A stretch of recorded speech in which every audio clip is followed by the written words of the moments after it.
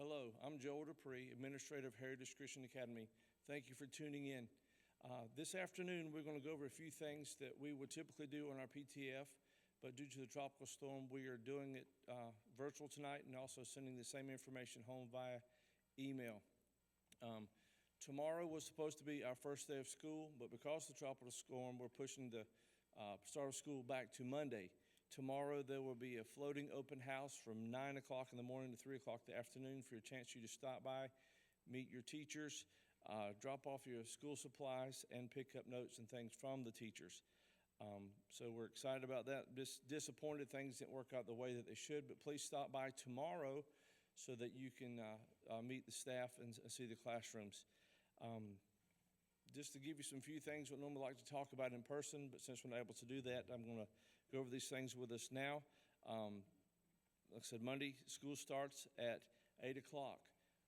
For years, we've been providing morning care and aftercare for our students if you're interested in using that. But morning care is available on Monday, but please contact the school office to let them know how many, if your child is coming, so we know how many to prepare for.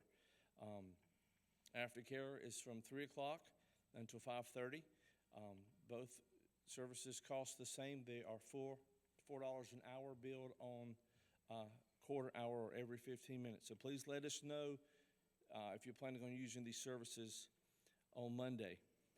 Always, when you drop off and pick up this, we're concerned about traffic and safety. We want to do everything we can to keep your child and yourself safe. We have a couple of policies when it comes to entering the campus. So when you come in the morning and the afternoon, please enter into the middle driveway, the one between this sanctuary building and the high school building, and exit using the driveway on the Zebulon side of the high school building. We try to do that to keep traffic going one way, so we try to avoid accidents in the parking lot. Feel free to park behind the church building. There's plenty of places to park there. If you choose to do that, you can walk your child to the class from there. And if you do park there, you can also exit on the Wendell side of the church building just to try to eliminate traffic as we leave the parking lot. The lanes in front of the elementary building and the lane in front of the high school building are specifically for drop-off. Do not park in those lanes so that we can avoid traffic jams in the parking lot. Students can be dropped off for the regular school day as early as 7, with no charge, as early as 7:45, and then elementary will go into the double glass doors in front of the elementary building. The high school students will be dropped off at the double metal doors at the back of that building, and there will be an adult there to greet them in the morning. For some reason, if you arrive after 8 o'clock, you do need to bring your child into the office, sign them in, and get them a late slip so they can be admitted to the class. In the afternoons, when pick up, I know they're going to be ready to get home. You're ready to pick them up, get them back home, and get to your normal evening routines. The elementary students will be in their designated areas on the front of the elementary building. High school students do not have a specific designated area, but they will be coming out of the double metal doors they entered in the morning, and then they also will be coming from the high school building. If you plan to exit your car at any time, please pull into a parking place to avoid additional traffic congestion. You know, we're still a small school, but when you get 30, 40 cars trying to come through at one time, it gets pretty crazy. So please pull into a parking place if you plan to exit your car. Feel free to park and meet your child outside on the porch, or in the morning park and walk them to their respected doors.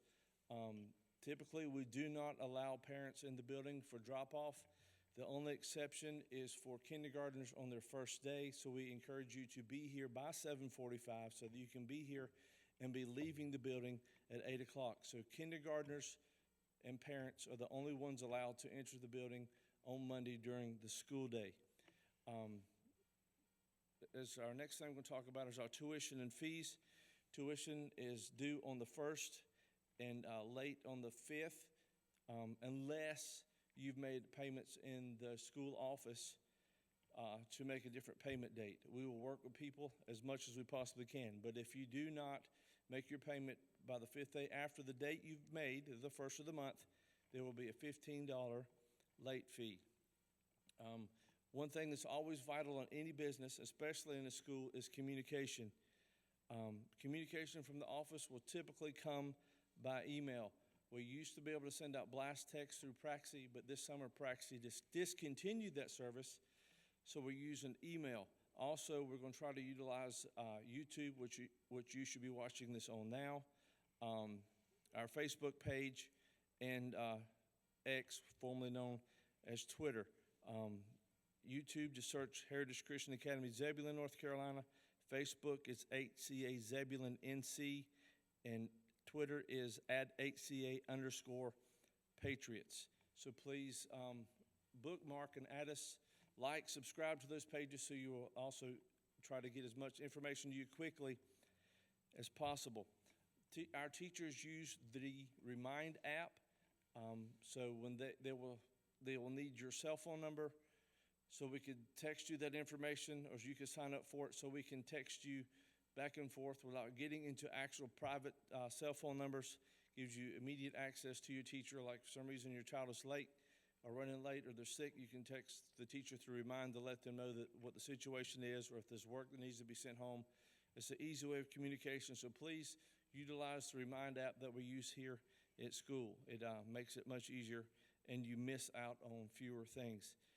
Our dress code, we expect all of our students to be in uniform.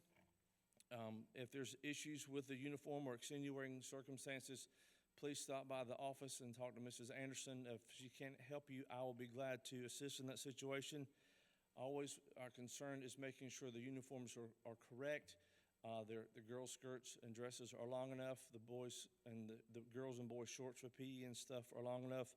The requirement is written as knee length, so please do your best to meet that. We try to keep both the girls and boys modest in their attire. The first offense will be a warning, unless there's a situation that we feel that's inappropriate, but then they'll be asked to be sent to the office and have a set of clothes brought to them. Second offense will be a call for a change of clothes. Third offense, they'll be sent to the office to wait for clothes. And we will treat your children with respect and deal with each situation independently. There's always a situation or concern that you have about this, please feel free to contact us and we'll do our best to address the situation that you have. Typically, our biggest issues are boys forgetting belts, making sure the hair's cut right, or shoes in the cold seasons and stuff, but we try to keep all that in front of you so you understand what they're supposed to be and try to keep kids in dress code. If you need a copy of the dress code, it is available in the school office. You can see Mrs. Anderson. She can print you off one, or she can email you one as well. We also ask that while students are on campus, they do not have to be in uniform, but we do ask them to be in the spirit of the dress code.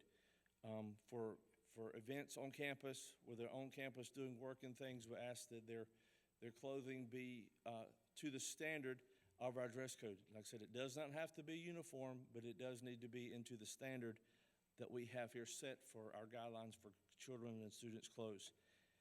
Please reread the dress code so you can understand exactly what's going on. Always, you have questions, please do not hesitate to ask. Our school calendar is out. It's been out for several months now. I always keep an eye on what's going on. We're getting several things coming up, so please make sure you have a calendar. Also, the sports schedules are coming up pretty soon, so please make sure you stop by the office and try to get you one of those as well. We're going straight into our sports season. We'll talk about that in a little bit longer in just a few more moments, but those schedules should be available on Monday when we get to school. There are athletic requirements. All athletes need sports physicals. Our current sports physical has to be done in the previous 12 months. They have to have one to participate in games. That's for our safety and for your child's safety. For the sports, the upcoming sports are volleyball and soccer. Both practices start on Monday at 3 o'clock. They go from 3 o'clock to 4:30. The first volleyball game and soccer games are both on August 27th, but the girls will be playing in Ahoskie at 5 o'clock, and soccer, the boys will be at Spirit of Life at 4 o'clock. Our lunchroom, we do our best to provide supplements to what you can send from home. I tell parents all the time, you can send more nutritious food from home than what we can provide here at school. We're here as something as a supplement or emergency situation. But to pay for that food, we encourage you to prepay in the office or on Praxi or send cash with your child. We're not able to issue lines of credit. Ms. Anderson can help you with that in the office. Something that we're doing differently this year, which is going into effect immediately, we are no longer able to provide bowls to heat up ramen and cans of food like ravioli, chef Boyardee, stuff like that. If you want them to have it, you want to send it that way, you must also send them a bowl to heat it in, and they'll have to take it home to clean it as well. We do allow ramen cup of noodles or the ready to heat and eat meals in a can. As long as it's able to be put in the microwave, they can use it. But we're not providing bowls to put food from another can into to heat up. It's becoming too much. We don't have the facilities to keep lots of bowls clean and keep a lot of bowls on hand. So if you want to use a bowl, you're going to have to send it from home and have to send it home to be taken care of. I said, typically this is what we do in person. I'm disappointed that we can't, but we're here. If you have any questions or any comments, please contact the school office. If you need to speak to me, you can talk to Mrs. Anderson in the office, and she'll be glad to send you to me. But this evening, I trust you're safe at home. The weather's been crazy today, but thankfully everybody has been safe as far as I know, but please do your best to stay safe. If you have an opportunity to, please stop by tomorrow from 9 o'clock to 3 o'clock for our floating open house. And if you need anything from us, let us know. We love you, appreciate your prayers and support, and you have a great day.